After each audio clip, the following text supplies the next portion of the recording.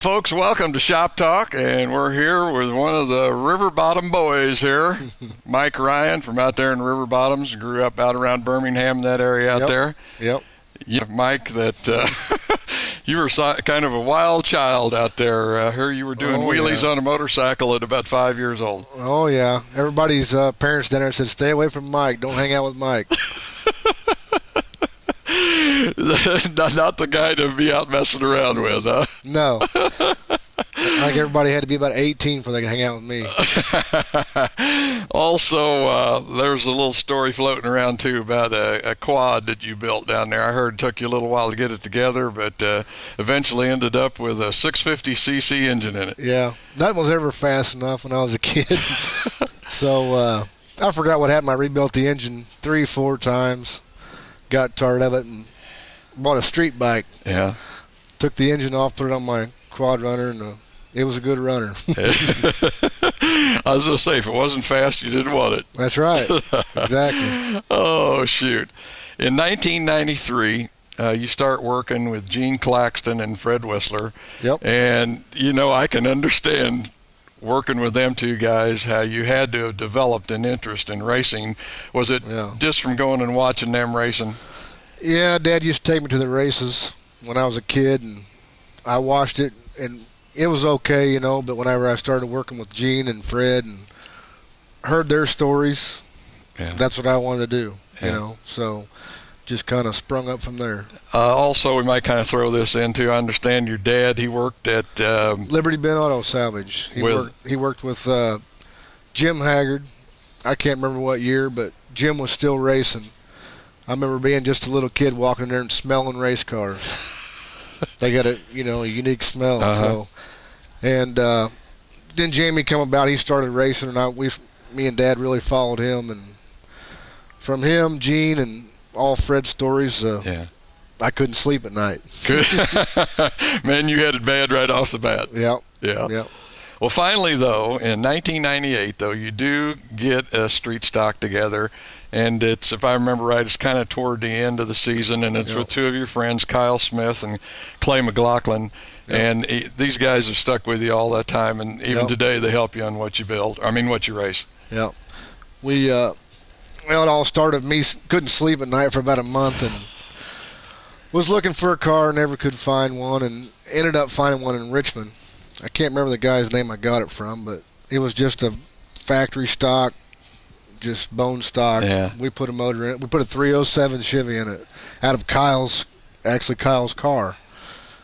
So we went racing. We got 3 races under our belt. Wasn't very good. Wasn't no good. And we called it a year. Might have been a good thing you only had 3 races, because it could have been worse. Exactly. Could have hurt something or somebody. 99, though, you come back and you do get 3 feature wins, and you finish 9th in the points at Winston. I guess Winston must be a good place for a guy to learn. Yeah, we had a great time up there. Larry Castor was running it. And I always thought he was kind of hard on me, but after it was all over with, it all paid off. You know? Yeah. Like I say, good place to start out. Yeah. Good guy running the track. Yeah. 2000 improves a little bit. You go up to 7 wins, and you are the points champion at Winston in 2000. Yeah, we built bigger motors and better cars, and everything started falling together at that point. Well, also around that time, wasn't Winston also, that was kind of a wide open class too. Yeah. I mean, it was more or less run what you brung. Yep. I think we had at that time, I think we ran a 406 stock block motor. Made good power. We had a good time. You know, that's when racing started getting fun. Yeah. Hasn't changed, has it? No, not at all. Still getting faster and bigger motors. You know? Yeah. Okay, 2001, though, you kind of make the switch over to IMCA modified, and running there at Winston had to be a pretty good change. I mean, that was a step up from street stock.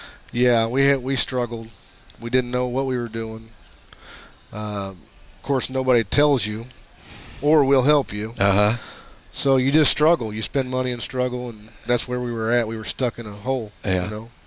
I was going to say, a lot of guys that I talk to that move up other classes, that more or less the same sentiments they have is sometimes it's just the not knowing, and like you say, trying to find somebody that does know that'll help you out. So it can be a tough time for a guy just starting out. Yep. 2002, you start running an open modified at Osborne, Winston, and also you're running a street stock. This is the one for Dennis Gann? Yeah, number 30. Everybody remembers that car, I'm sure. Yeah. 26 wins. Yep. With the street stock. That must have been a fun year. It really was. Dennis Gann backed me 100%. It was great. We had the fastest car. We just didn't have a fast car. We went really good that year. It was awesome. Yeah. I'll never forget it. I was going to say, winning is fun. Yeah, oh, yeah. There's no doubt about it. That's why I go to the races. I mean, you can go and race, but it's not near as much fun as it is when you're winning. And you're right. It must have been one of them years, like some of the people talk about that I interview, in that, man, everything must have went right. 26 wins. I mean, to go on the track that much and, not cut a tire or be in a lot of bad wrecks or whatever. I think we were just one step ahead of the game at that time. Yeah. You know what I mean? That's a good feeling. Oh, yeah. Oh, I love that. Yeah.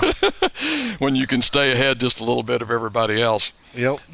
2003, though, kind of brings a little switch in your career. You decide to start running a Charger, and you end up with 9 wins and also Northwest Missouri champion. Yeah. I don't really remember exactly what happened, but we started out taking the 30 car, putting the no clutch transmission in it, the Burt, and headers and racing shocks. We started out like 3 weeks or something like that with that car to start our Charger car out, because we didn't have a car yet. Mm-hmm. It was still being built. But whenever we got it, we did really good in that class too. Yeah. Do you have any idea? Well, what did I say? 9 wins in that one particular year, but yeah. Remember any particular? Not really. Yeah. They were all good ones, Yeah. We won the Bethany State Fair with that car that year, I believe. Yeah, it was just a great car. We had a good year that year. 2005, probably the biggest win in your career. You win the Tom Carrick Memorial at Lakeside Speedway. Yeah, wow. That's an eye-opener. No, I tell you what, that was just the car was on for the racetrack, and I was able to drive it, Yeah. A lot of people say, oh, he can't drive, but, you got to have the car for the track, and we didn't know what we were doing, so it actually hit that night in the way we went, so it was pretty awesome. I was going to say that had to be a really neat feeling, because there again, man, that's some of the best modified drivers, particularly in the Kansas City area, let alone the Midwest. Yep, I could feel them. They just didn't get around me. It was a great night. 2007, you jump to the ULMA and start racing pretty much at Valley and LA, but I think that was just toward the end of the season, wasn't it? 2007. Yep. 3 races. 2 or 3 races. Yeah. But you come back in 2008 and you win the points championship at Valley, plus you're 8th in the points in the region for ULMA. Second, I'm sorry. Second in the region. Yep. Yeah. That car was the most fun I've ever had. Once we got it figured out or dialed in, whatever you want to say, that was the easiest car, the fastest car I ever drove. Yeah. It was awesome. Excuse me, go ahead. I just wish we was going again this year, but everything was kind of screwed up at the beginning, so I just kind of canceled out on it. A lot of uncertainty there as to where they were going to run and who they were going to run and how they were going to do it. Exactly. Boy, 2009 has really been something, running factory stock at Lakeside, but I can't remember a class at factory stocks at Lakeside that's been loaded with so many veteran drivers as what there is out there this year. It is super competitive, and man, what's really been fun to watch is you and Jason. It seems like you guys have been cousins battle hard. We all know that. Have been at each other all season.